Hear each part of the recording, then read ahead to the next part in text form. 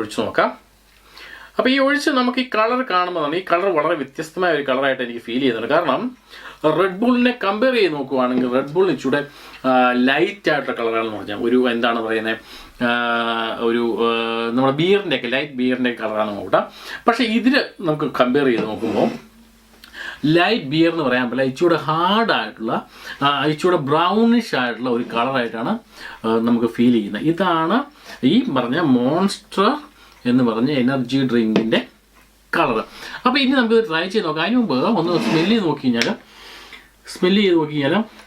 നമ്മൾ നേരത്തെ പറഞ്ഞിട്ടുണ്ട്, നേരത്തെ ഒരു വീഡിയോ നമ്മൾ റെഡ് ബുള്ളിൻ്റെ കാര്യം പറഞ്ഞു. റെഡ് ബുള്ളിൻ്റെ അകത്തും ഒരു ടോണിക്കിന് നമുക്കറിയാം, കുട്ടികളുടെയൊക്കെ അല്ലെങ്കിൽ മുതിർന്നവരുടെയൊക്കെ ടോണിക്കിൻ്റെ ഒരു ടേസ്റ്റ് ഉണ്ട്. അങ്ങനെ ഒരു ടേസ്റ്റിൻ്റെ ഫീലാണ് ഇതിനും എനിക്ക് സ്മെല്ലടിച്ചപ്പോൾ തന്നെ തോന്നുന്നു. അപ്പോൾ ഇനി നമുക്കിത് കുടിച്ച് നോക്കാം. ഓക്കെ,